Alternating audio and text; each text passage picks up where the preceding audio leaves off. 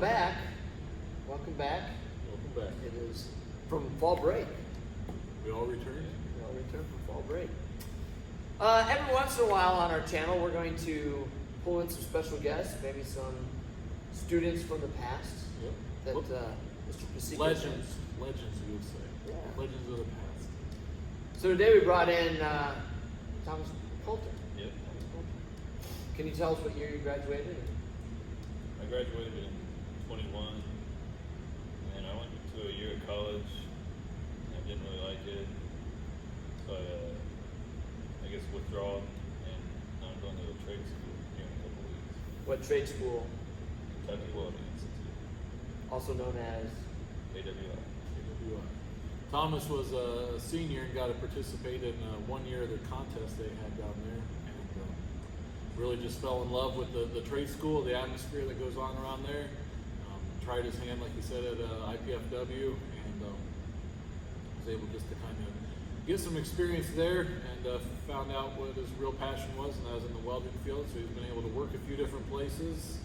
You want to tell us a little bit about a couple of the shops you've worked at, Thomas? Yeah, during my senior year, you helped me get a job at Faulkner Fabricating, which is just a production shop pretty much.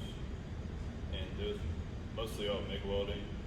It was alright for senior year, just getting some money in my pocket, but I didn't want to stay in a factory for very long. Once I graduated, like I said, I went to IPFW, and then I still worked part-time there a little bit. And after I withdrew, I found a place in Napanee called Equipment Service that built lots of agricultural parts and helped out with like some of the Memoir and RV places like that. Had a couple contracts.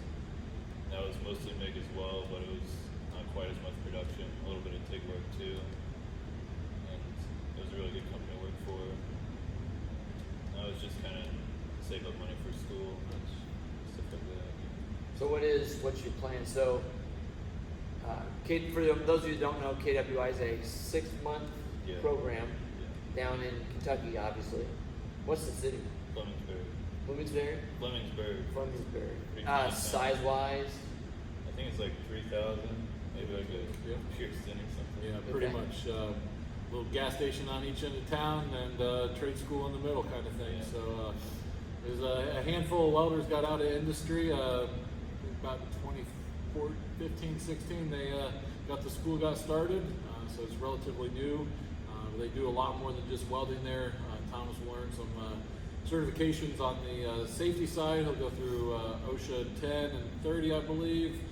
Get some crane, rigging, and signaling certifications just to make him a well-rounded employee. They focus in on the also all kinds of welding, but a primary focus will be on the pipe welding. That's where a lot of the money and the jobs lie, and it's kind of where Thomas wants to take himself is into that traveling world of welding. So what does a traveling welder look like? Well, hopefully what I want to get into is there's what's called shutdowns and turnarounds and things like that, where they shut down facilities, nuclear power plants, refineries, paper mills, things like that for 3 or 4 weeks at a time, just to do maintenance, repairs, and stuff like that. And so those jobs only last 3 or 4 weeks at a time, and you got to find another one. And those might be 2 or 3 states away, might be a couple towns away. So that's what I really want to get into is traveling and just find those life experiences while I can, not tied down to anything. So would you like to travel to warm weather, or do you like the cold weather, or does it bother you? Wherever the work is. Wherever the work is. What's the starting pay for a traveling welder? I would say probably low 30s maybe. Low 30s? Yeah. Then would you own your own rig, or is that down the line? Not right away, but that's definitely down the line. That's something I want to get into, yeah. So then what would the top, if we're looking, if we're trying, kids that are interested, what would be the top pay for a traveling welder? I mean, if you're a prominent name in the industry, it's almost whatever you want. You could go well over 100 if you have your own truck and stuff like that, but I mean, that's a very select few of people. Not everybody can do that. So you're looking at probably an average of 50 to 70.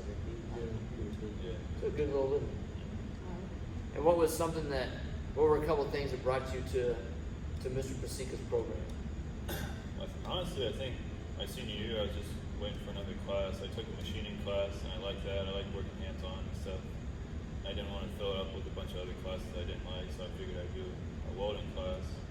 Because before that, I just thought welding only existed in factories and doing production stuff. And I was like, I can't work in a factory the rest of my life. And I came in here and I realized how much I enjoyed it, and what I wanted to do with my life. And he really showed me what more there was out there, traveling and high-end TIG, exotic alloys and stuff like that. So, Very good. So, 6-month program, start November 6th, right? Yeah. So you'll be done by May. So pretty much like a graduation from high school or other colleges. Yeah. You'll be ready for the workforce. Very good. Any words of wisdom you want to pass along to some future students or current students?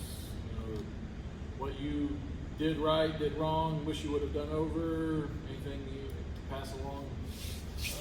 Work harder. I would say your work ethic is probably the most important thing you can do, because people will notice that and they will catch on and they will reward you for that. Like you saw me in here senior year, and that's when you kind of realize how much potential I could have, how much I enjoyed it. With your vast network of people that you knew, got me jobs and education and stuff like that. So people will notice that. Your network will grow pretty exponentially if you have a good work ethic. Yeah, it's very important. Very good. Well, we look forward. We'll probably maybe have a wrap-up video at the maybe in May.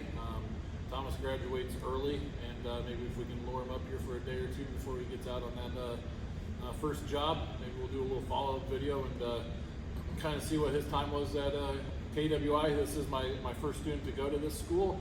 I've had a lot of students go to Hobart or a few other trade schools along the way, so I'm looking forward to seeing what the future holds for Thomas and his time down there at KWI. They host a pretty big high school welding competition, usually right in mid-April, so we're hoping we can get down there and see Thomas. And there's another former student, Layton Cooper. We might try to snatch him up here in the next week as well to do a similar style video.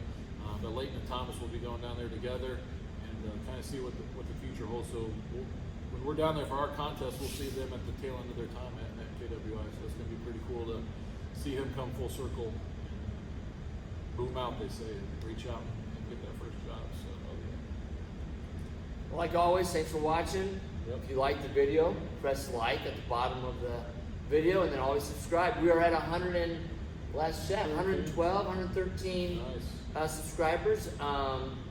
Cole Ironworks put one out on us really nice on their Facebook page. So the more subscribers get to 120, 150, Yep. we'll do another drawing and carry on that tradition.